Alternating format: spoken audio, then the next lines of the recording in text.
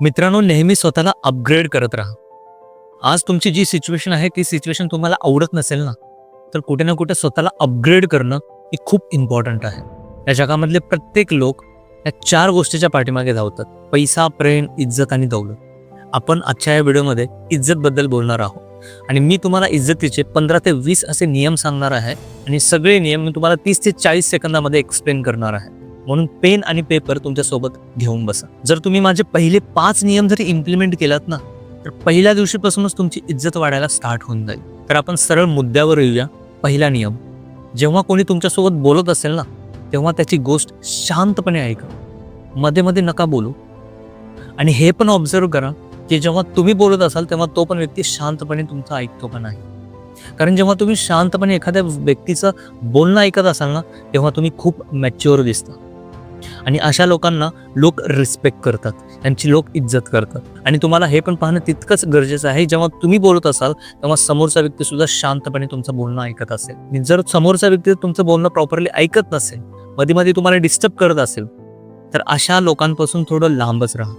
कारण तिथे तुमची इज्जत तर नाही वाढणार, पण नक्की तुमची इज्जत कमी होईल. नियम दुसरा: जर एखाद्या व्यक्तीने तुमचा इन्सल्ट केला तर लगेच रिॲक्ट नका करू. तुम्ही फक्त त्याच्या डोळ्यामध्ये पहा. जसं नदीचं पाणी अथळ असतं ना, त्यावेळेस आवाज खूप येतो, पण जर शांत असेल तर त्याच्यामध्ये गहराई असते. तिसरा नियम: तुमच्या पॉश्चरमध्ये सुधारणा करा. कारण तुमचं फर्स्ट इम्प्रेशनच तुमच्या पॉश्चरमधून येतं. आता हे पॉश्चर सुधारायचं कसं? आरशामध्ये स्वतःला पहा, थोडं साईडला वळा, तुमचा जो कणा आहे ना पाठीचा, तो सरळ ठेवा, खांदे थोडे पाठीमागे आणि मान थोडे पाठीमागे. तुमचा पोश्चर प्रॉपरली सरळ होऊन जाईल.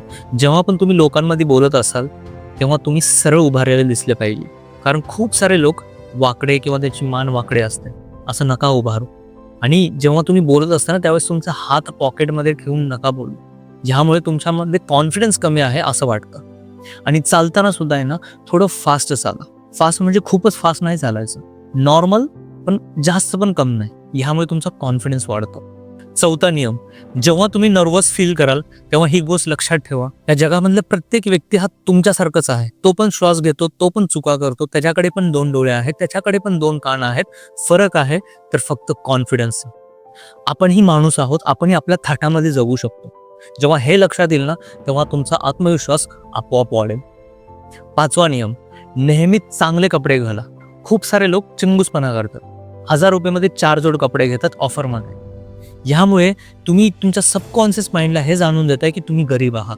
1000 रुपयाचा एकच शर्ट घ्या, ब्रँडेड कपड्यावर इन्व्हेस्ट करा. कारण जेव्हा तुम्ही ब्रँडेड कपडे घालून स्वतःला पाहाल ना, त्यावेळेस तुमचा कॉन्फिडन्स ॲटोमॅटिक वाढेल. 6वा नियम: हळू बोला, शांत बोला आणि विचार करून बोला. घाईघाईमध्ये जे पण लोक बोलतात त्यांच्या बोलण्याला लोक इज्जत देत नाहीत, पण जे व्यक्ती एकदम शांत, एकदम गडद आवाजात बोलतो ना, त्याची इज्जत ॲटोमॅटिक वाढते. 7वा नियम: तुमच्या कलेमध्ये महारत हासिल करा. कारण जो जगामध्ये 1 नंबर असतो ना, लोक ॲटोमॅटिक त्याची इज्जत करतात. कारण आजही विराट कोहली सचिन तेंडुलकर सोबत नतमस्तक होतो का? कारण सचिन तेंडुलकर त्याच्या काळामध्ये महानायक होता. म्हणून तुमच्या कलेमध्ये नंबर 1 व्हा. 8वा नियम: टी कॉन्सेप्ट. एका क्षेत्रामध्ये खोल ज्ञान घ्या आणि बाकी क्षेत्रामध्ये थोडं ज्ञान घ्या. म्हणजे तुम्ही एका क्षेत्रामध्ये महारत हासिल केलेला आहात आणि बाकी सगळ्या गोष्टींमध्ये तुम्हाला समज आहे, तेव्हा सुद्धा तुमची इज्जत खूप वाढते. 9वा नियम: कधी कधी स्वतःवरच हसा. कारण जेव्हा तुम्ही स्वतःवर हसता ना, तेव्हा तुमच्यावर टोमणे मारणाऱ्या लोकांचं अवघड होऊन जातं. त्यांना समजतच नाही की तुम्हाला कसं बोलायचं. पण हे फक्त आपल्या जवळच्या लोकांमध्येच करा, सर्वत्र नाही. 10वा नियम: तुमची कमतरता कोणालाही सांगू नका. जर तुम्ही तुमची कमतरता कोणाला जर सांगितलं तर ते लोक तुमचा गैरफायदा उचलतील. चाणक्याने सांगितलंय की स्वतःची कमतरता स्वतःपर्यंतच ठेवा. 11वा नियम: जर तुम्ही इज्जत दिलात तर समोरचा व्यक्ती सुद्धा तुम्हाला इज्जत देईल. समोरच्या व्यक्तीला जे हवंय ते जर तुम्ही त्याला देत असाल तर तो पण तुम्हाला जे हवंय तो 100% देईल. 12वा नियम: तुम्ही स्वतःची अवेलेबिलिटी कमी करा. जर तुम्ही खूपच जास्त दिसत असाल ना, तर लोक तुमची इज्जत कमी करतील. कारण खूप दिसणारे लोक नॉर्मल वाटतात. जसे की एखादा सेलिब्रिटी एका इव्हेंटमध्ये येतो फक्त 5 मिनिटासाठी. त्याला भले तर कुठलं काम नसतं, पण तो फक्त 5च मिनिटं तुम्हाला वेळ देतो.